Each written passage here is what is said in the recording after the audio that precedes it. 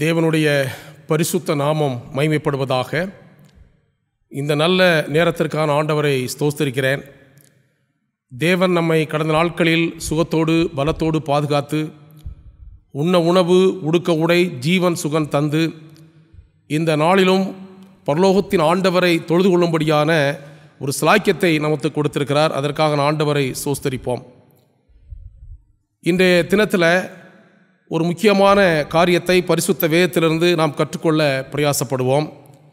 ஆகவே உங்களுடைய சிந்தனைகளை ஒருமுகப்படுத்தி உங்களுடைய மனதை ஒருமுகப்படுத்தி ஆண்டுடைய சத்தத்தை கேட்பதற்கு ஜெபத்தோடு காத்திருக்குமாறு நான் அன்போடு வேண்டிக் கொள்கிறேன். கிறிஸ்தவ வாழ்க்கையில் விசுவாசம் என்பது ஒரு முதல் படி, அதுவே ஒரு அஸ்திபாரமான படியாக இருக்கிறது என்பதை நாம் அறிந்திருக்கிறோம். இன்றைக்கு நாம் எல்லாரும் கிறிஸ்தவர்கள் என்று அறியப்பட்டிருக்கிறோம், அல்லது விசுவாசிகள். கிறிஸ்தவர்களை விசுவாசிகள் என்று சொல்லுகிற ஒரு வழக்கமும் இருக்கிறது.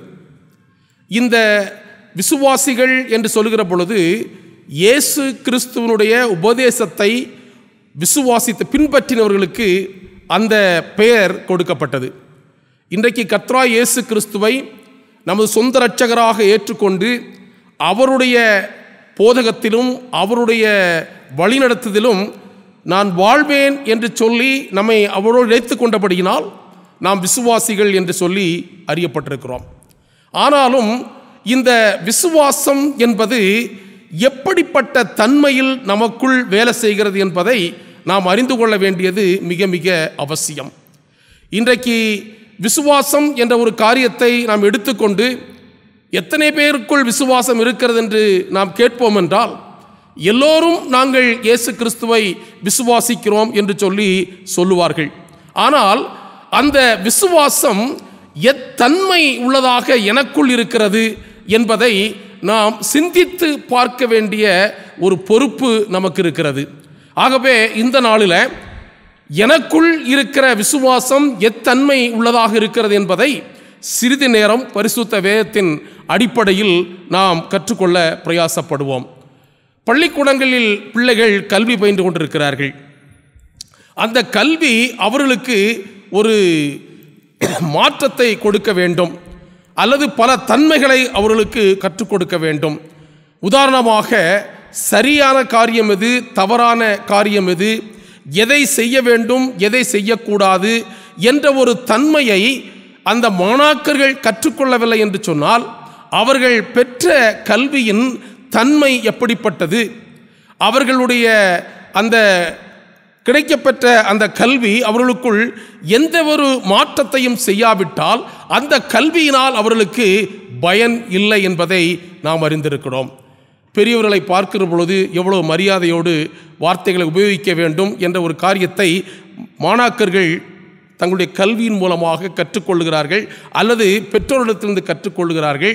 ஆக ஒரு மனிதனுடைய வளர்ச்சியில் அவனுடைய வாழ்க்கையின் தன்மை எப்படி ஜொலிக்கிறது, எப்படி மாறுகிறது என்பதை வைத்துத்தான் அவனுடைய வாழ்க்கையின் தன்மை அங்கு கணக்கிடப்படுகிறது. அதன் அடிப்படையில் கிறிஸ்துவுக்குள் பிரியமானவர்களே, நாம் எத்தனை ஆண்டு காலம் கிறிஸ்தவர்களாக இருந்திருந்தாலும் சரி, நாம் பெரும் விசுவாசிகளாக இருந்திருந்தாலும் சரி, இந்த விசுவாசம் எத்தன்மை உள்ளது என்பதை நாம் அறிந்து கொள்ள பிரயாசப்பட வேண்டும். ஏனென்றால் யாக்கோபு எழுதின புத்தகத்தில் 2வது அதிகாரத்தில் அங்கு அருமையான ஒரு ஆலோசனையை யாக்கோபு நமக்கு தருகிறார். 2வது அதிகாரம் 20வது வசனத்தில் அவர் எதை குறித்து பேசுகிறார் என்று சொன்னால், வீணான மனுஷனே, கிரியைகள் இல்லாத விசுவாசம் செத்ததென்று நீ அறிய வேண்டாமோ. விசுவாச பிள்ளைகளுக்கு அவர் எழுதுகிற ஒரு காரியம், கிரியை இல்லாத விசுவாசம் ஒரு செத்த விசுவாசம் என்று நாம் அறிந்திருக்க வேண்டும் என்று சொல்லி அங்கு யாக்கோபு தன்னுடைய நிருபத்தின் மூலமாக அதை வெளிப்படுத்துகிறார். 26வது வசனம் என்று சொல்கிறது, அப்படியே ஆவி இல்லாத சரீரம் செத்ததாய் இருக்கிறது போல கிரியைகள் இல்லாத விசுவாசம் செத்ததாய் இருக்கிறது. ஒரு மனிதனுடைய சரீரத்தில் எப்பொழுது அந்த ஆவி பிரிந்து விடுகிறதோ அவன் செத்த மனிதனாக அங்கு பிரகடனப்படுத்தப்படுகிறான். அவனுடைய சரீரத்தில் அந்த ஆவி இல்லாதபடியினாலே அவனுக்கு என்றும் ஒன்றுமே இருக்க போவதில்லை. ஆகவேதான் சொல்கிறார், கிரியைகள் இல்லாத விசுவாசம் என்ன செய்கிறது? செத்ததாய் இருக்கிறது. அப்படியானால் நம்முடைய விசுவாசம் நம்மை எந்த அளவுக்கு முன்னோக்கி கொண்டு செல்கிறது, அது எத்தன்மை வாய்ந்ததாக இருக்கிறது, அந்த விசுவாசம் நமக்குள் எப்படிப்பட்ட மாற்றங்களை கொண்டு வருகிறது என்பதை நாம் அறிந்து பார்க்க வேண்டியது மிக மிக அவசியம். ஆகவேதான் அவர் சொல்லுகிறார், கிரியை இல்லாத விசுவாசம் செத்தது. நான் எதை விசுவாசிக்கிறேனோ, நான் எதை ஏற்றுக்கொண்டேனோ, எதை நம்புகிறேனோ அதனுடைய தன்மை வெளிப்பாடாக செயல் வடிவமாக நம்முடைய வாழ்க்கையில் வரவேண்டியது மிக மிக அவசியம். எபிரேயருடைய புத்தகம் 11வது அதிகாரம் 6வது வசனம் நமக்கு என்ன சொல்லுகிறது? விசுவாசம் இல்லாமல் தேவனுக்கு பிரியமாயிருப்பது கூடாத காரியம். ஏனென்றால் தேவனிடத்தில் சேருகிறவர் அவர் உண்டென்றும் அவர் தம்மை தேடுகிறவர்களுக்கு பலன் அளிக்கிறார் என்றும் விசுவாசிக்க வேண்டும். பரிசுத்த பவுல் ஆணித்தரமாக எழுதக்கூடிய ஒரு காரியம். தேவனுடைய பிள்ளைகள் அவர் மேல் விசுவாசமாக இருக்க வேண்டும். ஆகவே தான் சொல்கிறார், விசுவாசம் இல்லாமல் தேவனுக்கு பிரியமாய் இருப்பது கூடாத காரியம். ஆண்டவரிடத்திலே சேருகிறவன் எப்படிப்பட்ட மனிதனாக இருக்க வேண்டும்? ஆண்டவர் அவர் இன்றும் ஜீவித்துக் கொண்டிருக்கிறார். அவரை தேடுகிற பிள்ளைகளுக்கு அவர் அவர்கள் கேட்கிற காரியங்களை கொடுப்பதற்கும், அவருடைய வாழ்க்கையை நடத்துவதற்கும், பாதுகாப்பதற்கும், பராமரிப்பதற்கும், மேன்மையான காரியங்களை கொடுப்பதற்கு அவர் வல்லவராக இருக்க வேண்டும் என்ற ஒரு நம்பிக்கை உள்ளவர்கள் தான் கிறிஸ்துவின் பிள்ளைகளாக, விசுவாசிகளாக இருக்க முடியும். அதைத்தான் அவர் அங்கு ஆணித்தரமாக எழுதுகிறார், விசுவாசம் இல்லாமல் தேவனுக்கு பிரியமாயிருப்பது கூடாத காரியம். ஏனென்றால் தேவனிடத்தில் சேருகிறவன் அவர் உண்டென்றும் அவர் தம்மை தேடுகிறவர்களுக்கு பலன் அளிக்கிறார் என்று என்ன செய்ய வேண்டும்? விசுவாசிக்க வேண்டும். கிறிஸ்துவுக்குள் பிரியமானவர்களே, இன்றைக்கு நீங்களும் நானும் கேட்க வேண்டிய கேள்வி, நான் ஒரு கிறிஸ்தவ விசுவாசியாக, ஒரு கிறிஸ்துவின் பிள்ளையாக என்னுடைய வாழ்க்கையை நடத்துகின்றேன். கிறிஸ்தவம் என்னுடைய வாழ்க்கையின் ஒரு பழக்க வழக்கமாக, ஒரு தன்மையாக மாறிவிட்டது. நான் ஆலயத்திற்கு செல்கிறேன், வேதங்கள் வாசிக்கிறேன், என்னுடைய வீட்டை ஒரு கிறிஸ்தவ வீடாக நான் வைத்திருக்கிறேன். ஆனால் இயேசு கிறிஸ்து இன்றும் ஜீவித்துக் கொண்டிருக்கிறார். அவர் என்னுடைய வாழ்க்கையை வழி நடத்துகிறார், என்னை கண்காணிக்கிறவர், எனக்கு தேவையானவற்றெல்லாம் அவர் கொடுக்கிறவர் என்று சொல்லி எவ்வளவு தூரத்திற்கு நமக்குள் அந்த ஆணித்தரமான நம்பிக்கை இருக்கிறது என்பதை நாம் சிந்தித்து பார்க்க வேண்டியது மிக மிக அவசியம். எபிரேயருடைய புத்தகம் 11வது அதிகாரம் அங்கு 1வது வசனத்தில் பவுல் அழகாக எழுதுகிறார். என்ன சொல்கிறார்? விசுவாசமானது நம்பப்படுகிறவர்களின் உறுதியும் காணப்படாதவர்களின் நிச்சயமாயிருக்கிறது. விசுவாசம் என்றால் என்ன என்ற ஒரு கேள்விக்கு பவுல் கொடுக்கிற ஒரு அருமையான ஒரு விளக்கம். நாம் நம்புகின்ற காரியங்களில் உறுதியோடும், காணாமல் நாம் கேள்விப்பட்டு வாழ்கின்ற அந்த காரியத்தில் ஒரு உறுதியான நிச்சயத்தோடு இருக்க வேண்டும் என்று சொல்லுகிறார். அப்படிப்பட்ட தன்மைதான் விசுவாசம் என்று சொல்லப்படுகிறது. அப்படியானால் கர்த்தராகிய இயேசு கிறிஸ்துவினுடைய பிள்ளைகள், தேவன் என்ன செய்கிறார்? அவர் ஜீவித்துக் கொண்டிருக்கிறார், பரலோகத்தில் எனக்காக பரிந்து பேசிக் கொண்டிருக்கிறார் என்று நம்ப வேண்டும். இன்னும் என்ன சொல்லப்படுகிறது?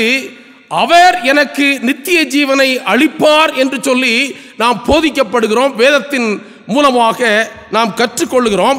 அந்த நம்பிக்கையில் நாம் உறுதியோடு என்ன செய்ய வேண்டும்? இருக்க வேண்டும். இந்த தன்மைதான் நம்மை விசுவாசத்திற்கு ஊண்டுகோலாக வழிநடத்தி செல்லும் என்பதில் எந்த விதமான சந்தேகம் இல்லை. ஒருவேளை பரிசுத்த வேதத்தில் ஆதியாமத்திலிருந்து வெளிப்படுத்தின விசேஷம் வரையிலும் நாம் சிந்தித்து பார்ப்போம் என்று சொன்னால், அநேக நபர்கள் தங்களுடைய விசுவாச வாழ்க்கையை மேன்மைப்படுத்தி அவர்கள் மேன்மையான அனுபவங்களை பெற்றிருக்கிறார்கள். இன்றைய தினத்தில் ஒரு சில நபர்களுடைய வாழ்க்கையில் இந்த விசுவாசம் எப்படிப்பட்ட கிரியை செய்யும்படி அவர்களை வழிநடத்தினது. அதே நேரத்தில் ஒரு சிலர் இந்த வாய்ப்பு கிடைத்தும் அந்த கிரியைக்கு தங்களை உட்படுத்தாமல் விலகிச் சென்ற ஒரு சம்பவத்தையும் நாம் கற்றுக்கொள்ள பிரயாசப்படுவோம். முதலாவதாக மத்தேயு எழுதின புத்தகம் 8வது அதிகாரத்தில் நமக்கு ஒரு சம்பவம் கொடுக்கப்பட்டிருக்கிறது. மத்தேயு எழுதின புத்தகம் 8வது அதிகாரம் வசனங்கள் 5 முதல் 10 வரை நான் வாசிக்கிறேன்.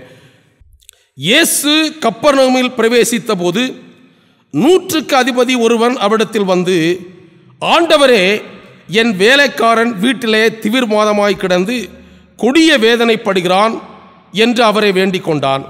அதற்கு இயேசு, நான் வந்து அவனை சொஸ்தமாக்குவேன் என்றார்.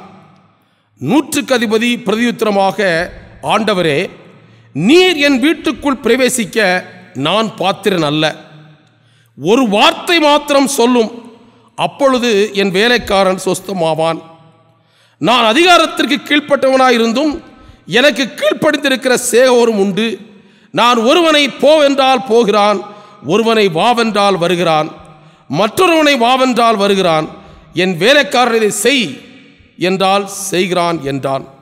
இயேசு இதை கேட்டு ஆச்சரியப்பட்டு தமக்கு பின் செல்வர்களை நோக்கி, இஸ்ரவேலருக்குள்ளே நான் இப்படிப்பட்ட விசுவாசத்தை காணவில்லை என்று மெய்யாகவே மெய்யாகவே உங்களுக்கு சொல்லுகிறேன். ஒரு ரோம நாட்டில் ஒரு அரசாங்க வேலையில் இருக்கின்ற ஒரு 100க்கு அதிபதி, கர்த்தராகிய இயேசு கிறிஸ்து தம்முடைய ஊழியத்தின் வாயிலாக சீசரோடு அவர் அங்கு தம்முடைய பயணத்தை செய்கிறார். அவர் கப்பர்நகூமுக்கு வந்து தன்னுடைய சுவிசேஷ வேலையை செய்து கொண்டிருக்கிற பொழுது அந்த பகுதியில் வாழ்ந்து வந்த ஒரு 100க்கு அதிபதி இயேசு கிறிஸ்துவிடத்தில் அவன் வருகிறான். இயேசுவிடத்தில் வந்து தன்னுடைய ஒரு கோரிக்கையை அவன் வைக்கிறான். தன்னுடைய வேலைக்காரன் மிகவும் அவஸ்தைப்படுகிறான், அவனை நீர் வந்து சுகப்படுத்த வேண்டும். இயேசு சொல்லுகிறார், நான் வந்து அவனை சுகப்படுத்துவேன். அவனுடைய வேண்டுதலை கேட்ட பொழுது அவர் சொன்ன காரியம், நான் வருகிறேன், உன் வீட்டிலே வந்து அந்த வேலைக்காரனை நான் என்ன செய்வேன், சுகப்படுத்துவேன் என்று அவர் சொல்லுகிறார். ஆனால் இந்த 100க்கு அதிபதி அவன் என்ன சொல்லுகிறான், ஆண்டவரே, நீர் என் வீட்டுக்குள் வருவதற்கு நான் ஒரு பாத்திரன் அல்ல. நீர் ஒரு வார்த்தை மாத்திரம் சொல்லும், என் வேலைக்காரன் என்ன செய்வான், சொஸ்தமாவான். கிறிஸ்துவுக்குள் பிரியமானவர்களே, இந்த 100க்கு அதிபதியினுடைய விசுவாசம் எப்படிப்பட்ட ஒரு தன்மையாக இருந்தது. என் வீட்டிற்கு வருகிறேன் என்று சொன்ன பொழுது அப்படி அவரை கஷ்டப்படுத்த வேண்டிய அவசியம் இல்லை. தன்னுடைய ஊழியத்தில் அவர் இருக்கிறார் என்று சொல்லி அவர் சொன்ன ஒரு வார்த்தை, நீர் ஒரு வார்த்தை மாத்திரம் சொல்லும், என் வேலைக்காரன் பிழைப்பான். உடனே இயேசு கிறிஸ்து சொல்கிறார், இஸ்ரவேலுக்குள்ளே இப்படிப்பட்ட ஒரு விசுவாசியை நான் பார்க்கவில்லை. கிறிஸ்துவுக்குள் பிரியமானவர்களே, அவன் ஒரு அதிகாரி, அவனுக்கு அதிகாரம் இருந்தது. அவனுடைய வார்த்தையை கேட்டு அவன் சொல்லுவதை செய்வதற்கு அங்கு வேலையாட்கள் இருந்தார்கள். ஒருவேளை அவன் யாராவது ஒரு வேலைக்காரரை அனுப்பி இயேசு இடத்துல என்னுடைய கோரிக்கையை சொல்லுங்கள் என்று சொல்லியிருக்க முடியும். ஆனாலும் அப்படி செய்யாதபடி அவன் நேராக வந்து இயேசுவிடத்திலே தன்னுடைய கோரிக்கையை வைக்கிறான். அப்படியானால் அவனுக்குள் இருந்த அந்த விசுவாசம், இயேசு கிறிஸ்துவினால் என்னுடைய வேலைக்காரனை பிழைக்க வைக்க முடியும், நான் அவனிடத்திற்கு போகிறேன் என்று சொல்லி ஒரு நம்பிக்கையின் ஒளி அவனுக்குள் இருந்ததினாலே அவனை அங்கு தள்ளுகிறது. அவன் புறப்பட்டு வந்து ஆண்டவரை சந்தித்து பேசுகிறான். இயேசு நான் வருகிறேன் என்று சொன்ன பொழுது அவன் சொன்ன வார்த்தை, நீர் வர வேண்டாம், நீர் இங்கிருந்து ஒரு வார்த்தை சொன்னால் போதும், என் வேலைக்காரன் பிழைப்பான் என்று சொல்லி சொன்ன பொழுது ஆண்டவர் சொன்ன வார்த்தை, இப்படிப்பட்ட ஒரு விசுவாசம் உள்ள மனிதனை நான் பார்க்கவில்லை. கிறிஸ்துவுக்குள் பிரியமானவர்களே, அவனுக்குள் இருந்த அந்த விசுவாசம் அங்கு வெளிப்பட்டது. நான் ஒரு அதிகாரியாக இருந்த போதிலும் எனக்கு கீழ்ப்படிந்திருக்கிற அநேக சேவர்கள் உண்டு, ஆனாலும் நீர் ஒரு வார்த்தை சொல்லும், என்று சொல்லி இயேசுவினிடத்தில் அந்த ஒரு காரியத்தை அவன் கேட்டு பெற்றுக்கொண்டான். இன்னும் ஒரு நபரை குறித்து பார்ப்போம். மத்தேயு எழுதின புத்தகம் 9வது அதிகாரம் வசனங்கள் 19 முதல் 22 வரை நான் வாசிக்கிறேன். இயேசு எழுந்து தம்முடைய சீசரோடு கூட அவன் பின்னே போனார். அப்பொழுது 12 வருஷமாய் பெரும்பாடு உள்ள ஸ்திரீ, நான் அவருடைய வஸ்திரத்தையாகிலும் தொட்டால் சொஸ்தமாவேன் என்று தன் உள்ளத்தில் எண்ணிக்கொண்டு அவர் பின்னாலே வந்து அவருடைய வஸ்திரத்தின் ஓரத்தை தொட்டாள். இயேசு திரும்பி அவளை பார்த்து, மகளே, திடன்கொள், உன் விசுவாசம் உன்னை ரட்சித்தது என்றார். அந்நேரம் முதல் அந்த ஸ்திரீ சொஸ்தமானாள். அநேக நேரங்களிலே இந்த பெரும்பாடு உள்ள ஸ்திரீயை பற்றி நாம் கேட்டிருப்போம்.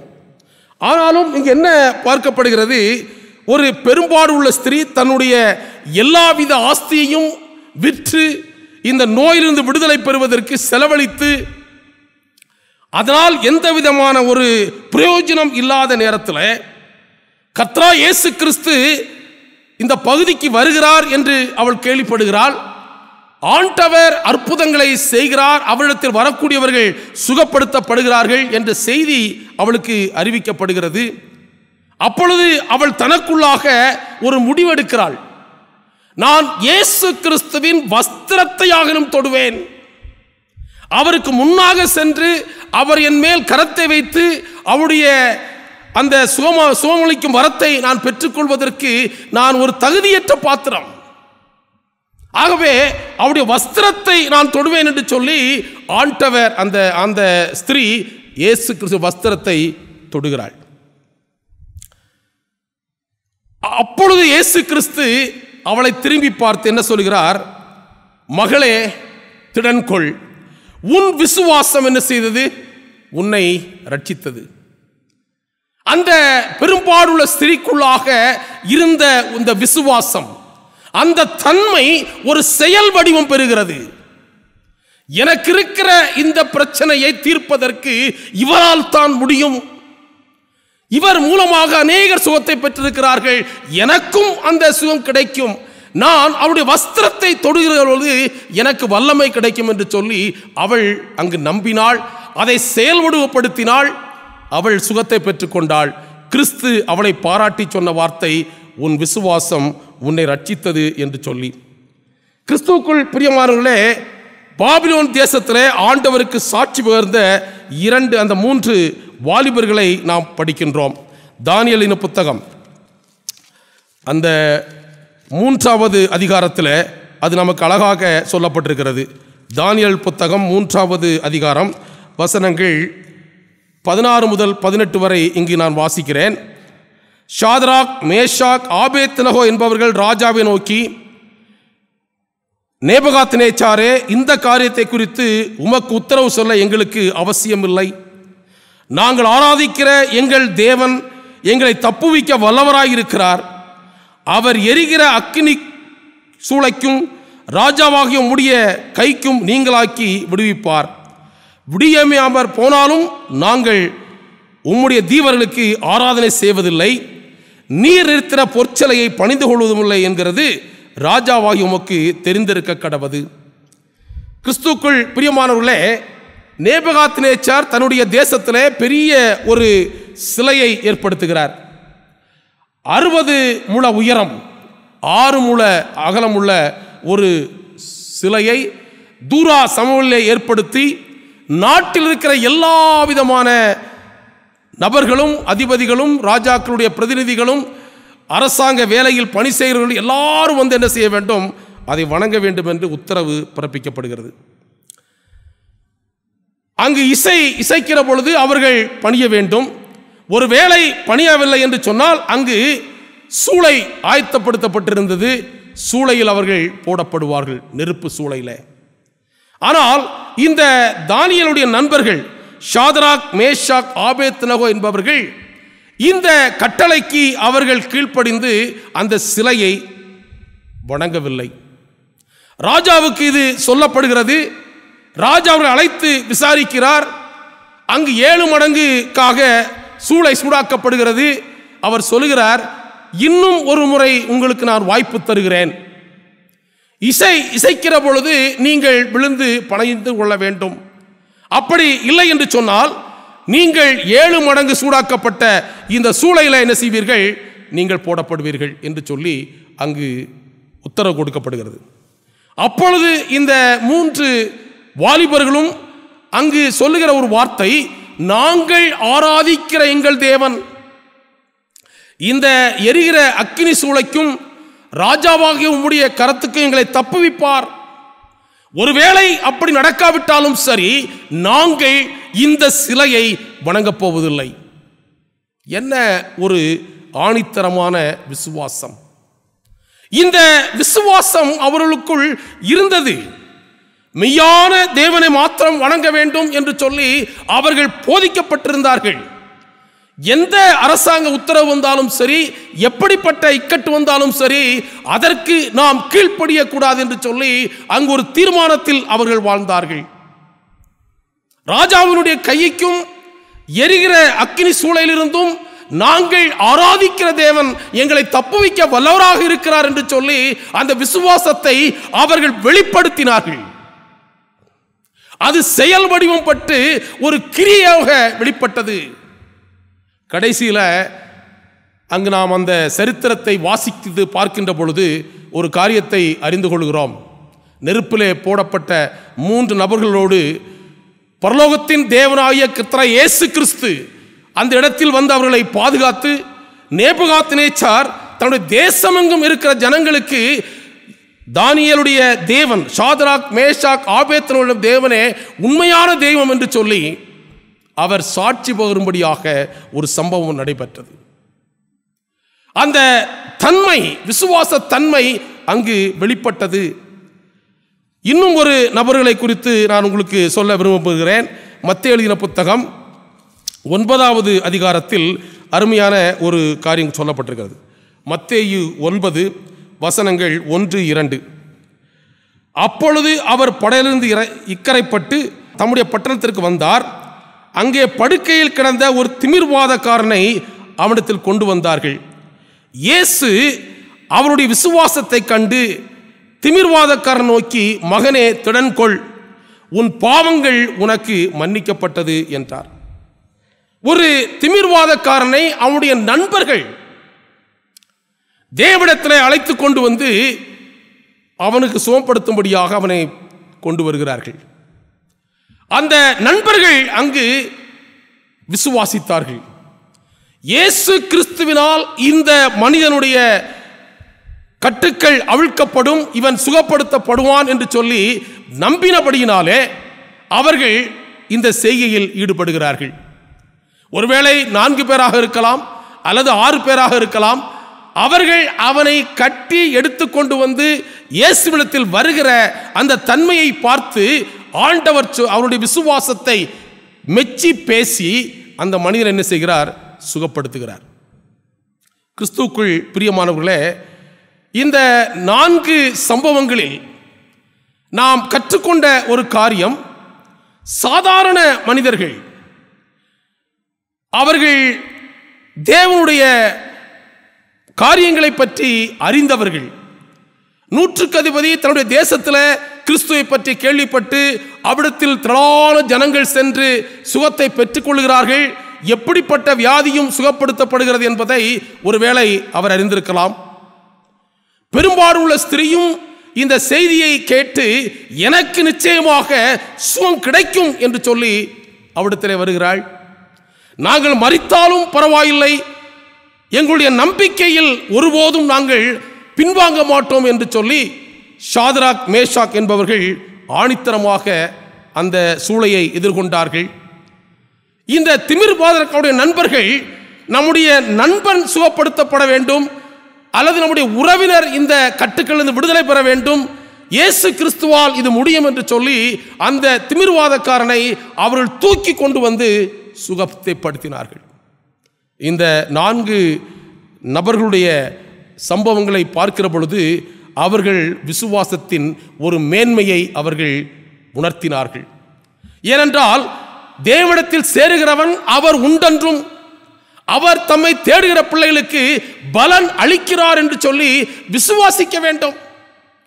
அந்த விசுவாசத்தின் தன்மை அங்கு வெளிப்பட்டது. எத்தனையோ நபர்கள் கிறிஸ்துவுக்கு பின் சென்றார்கள். எத்தனையோ நபர்கள் அந்த பந்தியில் ஆகாரம் புசித்தார்கள். எத்தனையோ நபர்கள் அவரிடத்தில் சுகத்தை பெற்றார்கள். ஆனாலும் இவர்களை குறித்து ஒரு வித்தியாசமாக பேசப்பட்டிருக்கு என்று சொன்னால் அந்த தன்மை அங்கு வெளிப்பட்டது என்று நாம் வேதத்தில் பார்க்கிறோம். இன்னும் ஒரு 4 பேர் உடைய பார்ப்போம். இப்படிப்பட்ட வாய்ப்பு கிடைத்த பொழுதும் அவர்கள் இதை பயன்படுத்தாமல் போன ஒரு காரியம். 2 ராஜாக்களுடைய புத்தகம் 5வது அதிகாரம் வசனங்கள் 10 முதல் 12 வரை வாசிக்கிறேன். அப்பொழுது எலிசா அவரிடத்தில் ஆள் அனுப்பி, நீ போய் யோர்தானில் 7 தரம் ஸ்நானம் பண்ணு, அப்பொழுது உன் மாம்சம் மாறி நீ சுத்தமாவாய் என்று சொல்ல சொன்னார்.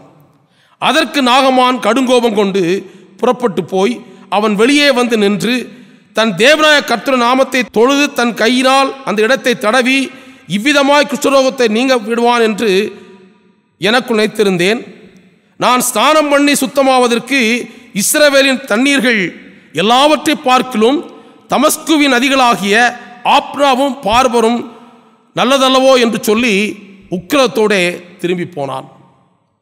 இந்த சீரியா தேசத்து இராணுவ தலைவராக இருந்த இந்த நாகமான் ஒரு குஷ்டரோகி.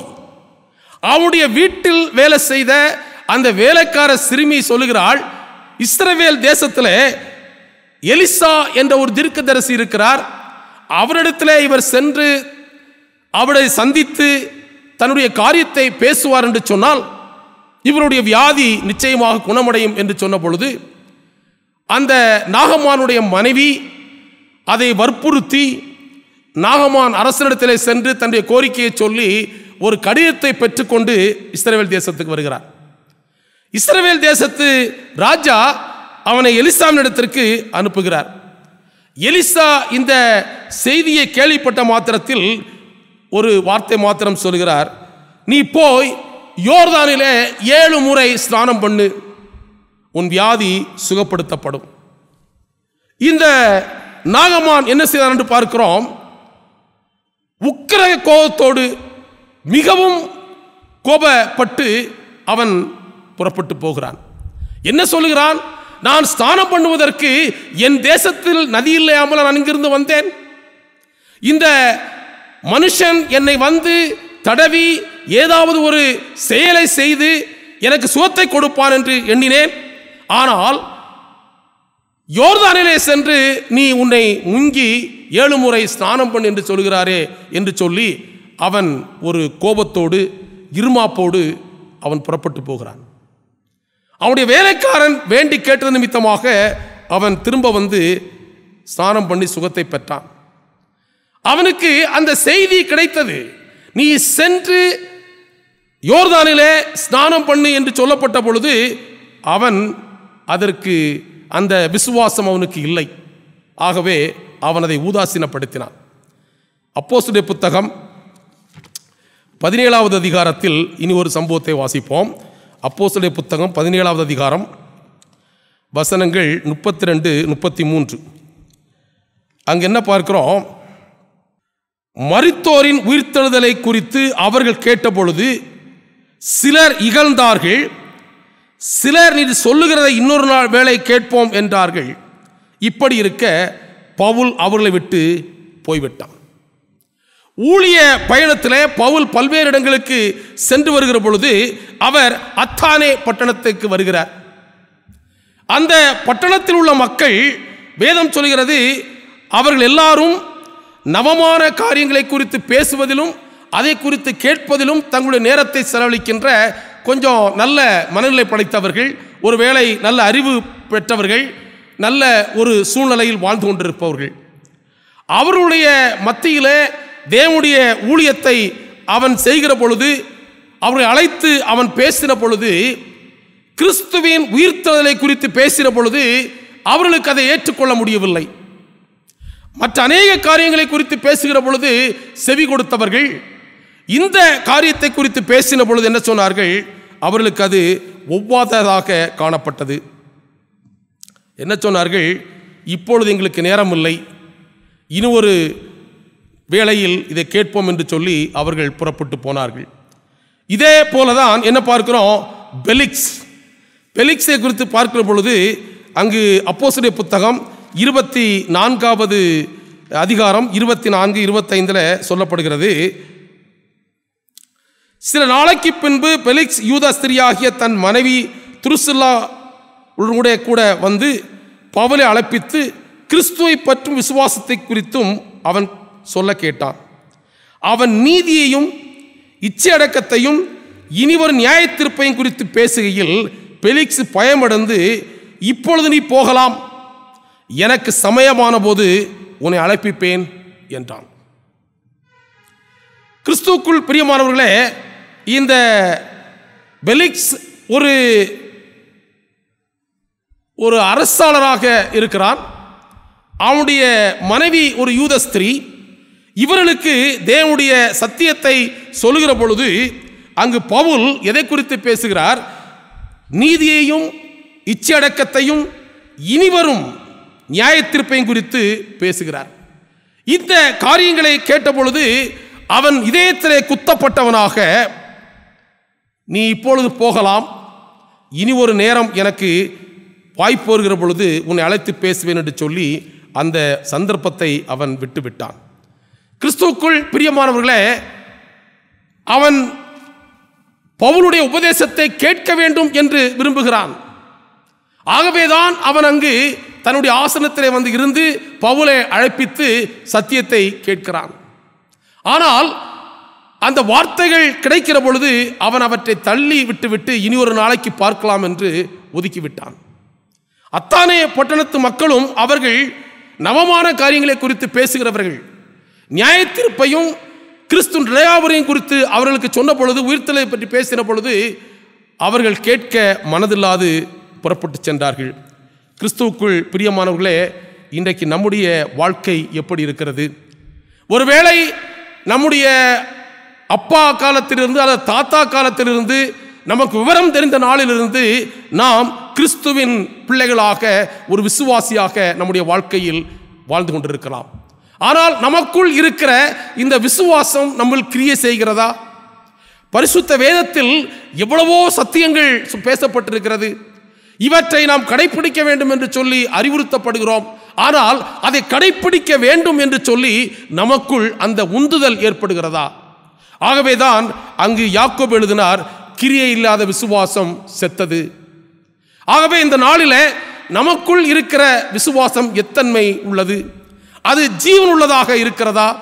அந்த 100க்கு அதிபதி நீர் ஒரு வார்த்தை மாத்திரம் சொல்லும் என்று சொல்லி கேட்டது போல, பெரும்பாடுள்ள ஸ்திரீ இவருடைய வஸ்திரத்தின் ஓரத்தை தொடுகிற பொழுது என்னுடைய பிரச்சனைகள் நீங்கும் என்று அவன் அறிந்து கொண்டது போல, ஷாத்ராக், மேஷாக், ஆபேத்நேகோ என்பவர்கள் எங்களுடைய தேவன் எரிகிற இந்த சூளைக்கும் ராஜாவுடைய கரத்துக்கும் எங்களை தப்புவிக்க வல்லவர் என்று சொல்லி நம்பி அவர்கள் நின்றது போல, இந்த திமிர்வாதக்காரனுடைய நண்பர்கள் இவனை இயேசுவிடத்தில் கொண்டு சென்றால் நிச்சயமாக சுகமாவான் என்று சொல்லி நேரம் எடுத்து அவனை சுமந்து கொண்டு வந்தது போல நம்முடைய விசுவாச வாழ்க்கை எங்காவது அது வெளிப்படுகிறதா? கிறிஸ்துவுக்குள் பிரியமானவர்களே, நம்முடைய விசுவாசம் நம்முடைய வாழ்க்கையில் வெளிப்பட்டு கிரியையாக வெளிப்படவில்லை என்று சொன்னால் நம்முடைய வாழ்க்கை வீண் என்பதை நாம் அறிந்து கொள்ள வேண்டும். ஏனென்றால் பரிசுத்த வேதம் சொல்கிறது, கடைசியாக ஒரு வசனத்தை வாசிக்கிறேன். 1 யோவானுடைய புத்தகம் 5வது அதிகாரம், 1 யோவான் 5வது அதிகாரம் வசனங்கள் 13 முதல் 15 வரை வாசிக்கிறேன். என்ன சொல்லப்படுகிறது? உங்களுக்கு நித்திய ஜீவன் உண்டென்று நீங்கள் அறியவும், தேவகுமாரனுடைய நாமத்தினால் நீங்கள் விசுவாசமாய் இருக்கவும், தேவகுமாரனுடைய நாமத்தின் மேல் விசுவாசமாய் இருக்கிற உங்களுக்கு இவைகளை எழுதியிருக்கிறேன். நாம் எதையாகிலும் அவருடைய சித்தத்தின்படி கேட்டால் அவர் நமக்கு செவி கொடுக்கிறார் என்பதே அவரை பற்றி நாம் கொண்டிருக்கிற தைரியம். நாம் எதை கேட்டாலும் அவர் நமக்கு கொடுக்கிறார் என்றும் நாம் அறிந்திருந்தோமானால் அவிடத்தில் நாம் கேட்டவைகளை பெற்றுக்கொண்டோம் என்று என்ன செய்திருக்கிறோம், அறிந்திருக்கிறோம். கிறிஸ்துவுக்குள் பிரியமானவர்களே, கர்த்தராகிய இயேசு கிறிஸ்துவுக்குள் நித்திய ஜீவன் இருக்கிறது. அவர் நம்மை வழி நடத்துகிறவர், அவர் நம்மை ரட்சிக்கிறவர், அவர் நம்முடைய வாழ்க்கையின் எல்லா காரியங்களையும் வழி நடத்துகிற தெய்வமாய் இருக்கிறபடியினாலே என்னுடைய வாழ்க்கையில் ஏற்படுகிற எல்லா விதமான கஷ்டங்களிலும் துன்பங்களிலும் துயரங்களிலும் நான் அவரை நோக்கி கூப்பிடுகிற பொழுது அவர் எனக்கு செவி கொடுக்கிறார் என்ற ஒரு தைரியம் நமக்கு இருக்க வேண்டியது மிக மிக அவசியம். நான் எதை கேட்டாலும் என் ஆண்டவர் எனக்கு தருவார் என்ற நம்பிக்கையோடு நாம் வாழ கற்றுக்கொள்ள வேண்டும். இன்றைக்கு நாம் கற்றுக்கொண்ட இந்த வேதத்தின் அடிப்படையில் கிறிஸ்துவுக்குள் பிரியமானவர்களே, நம்முடைய வாழ்க்கையில் நம்முடைய விசுவாசம், கிறிஸ்தவ வாழ்க்கையில் நம்முடைய விசுவாசம் எத்தன்மையில் நம்மை வைத்திருக்கிறது என்பதை அறிந்து கொள்ள பிரயாசப்படுவோம்.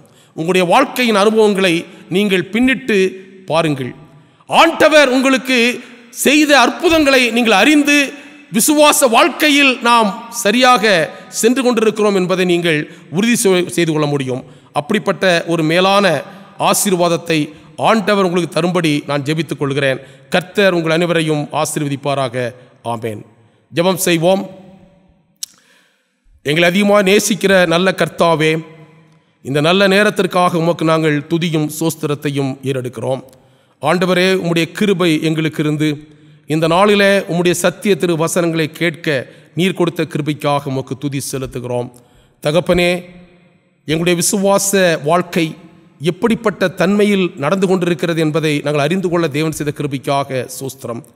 தகப்பனே, எங்களுடைய விசுவாசம் எங்களுடைய வாழ்க்கையில் வெளிப்பட நீர் கிருபை செய்யும். கிரியை இல்லாத விசுவாசம் செத்தது என்று வேதத்திலே வாசிக்கிறோமே. எங்களுடைய வாழ்க்கையில் ஆண்டவரே, எங்களுடைய விசுவாசம் வெளிப்பட்டு அது அநேருக்கு சாட்சியாக இருக்க நீர் கிருபை செய்யத்தக்கதாக உம்முடைய சமூகத்திலே ஜெபிக்கிறோம். இந்த நாளிலும் செய்தியை கேட்ட பிள்ளைகளை நீர் ஆசீர்வதியும். அவருடைய வாழ்க்கையில் ஆண்டவர் இந்த தன்மைகளை அவர் ஏற்றுக்கொண்டு அந்த விசுவாசத்தின் உறுதியோடு வாழ நீர் கிருபை செய்யும். பெரும்பாடுள்ள ஸ்திரீ ஆண்டவரே, உம்முடைய வஸ்திரத்தை தொட்டாகிலும் சுகத்தை பெற்றுக்கொள்வேன் என்று சொல்லி உம்முடைய சுகத்தை பெற்றது போல நாங்களும் பெற்றுக்கொள்ள தேவன் அனுக்கிரகம் செய்யும். தகப்பனே, நாங்கள் எதை கேட்டாலும் நீர் எங்களுக்கு கொடுக்க வல்லவராய் இருக்கிறீர் என்ற நம்பிக்கையோடு வாழ்க்கை வாழ நீர் கிருபை செய்யும். சுகவினத்திலும் பலவீனத்திலும் பிள்ளைகளுக்காக ஜெபிக்கிறோம். சுகத்தையும் பலத்தையும் தாரும். ஆண்டவரே, இந்த கடைசி காலத்தில் வாழ்ந்து கொண்டிருக்கிறோம். உம்முடைய வருகைக்காக ஜெபிக்கிறோம். உம்முடைய வருகை அதிசீக்கிரமாக இருக்க வேண்டும் உம்முடைய சமூகத்தினால் கெஞ்சி இருக்கிறோம். தகப்பனே, நீர் வந்து உம்முடைய பிள்ளைகளை கூட்டி சேர்க்கிற அந்த மாபெரும் நாளிலே உம்முடைய தெய்வீக கிருபை எங்களை வழிநடத்தி நாங்கள் எல்லாரும் ஒரு மந்தையாக உம்முடைய சமூகத்திலே சேர்க்கப்பட்டு பரலோகத்தில் உம்மோடு வாழக்கூடிய சிலாக்கியத்தை ஆண்டவர் எங்களுக்கு தந்து வழிநடத்தி ஆசீர்வதிக்க வேண்டும் என்று இயேசு கிறிஸ்துவின் ஜெபிக்கும் நல்ல பிதாவே, ஆமென். நம்முடைய கர்த்தராகிய இயேசுவின் கிருபையும் பிதாவாகிய தேவனுடைய அன்பும் பரிசுத்த ஆவியின் அன்யோன்ய ஐக்கியமும் சிநேகமும் நம் அனைவரோடும் கூட இன்றும் என்றும் சதா நாட்களிலும் இருப்பதாக. ஆமென்.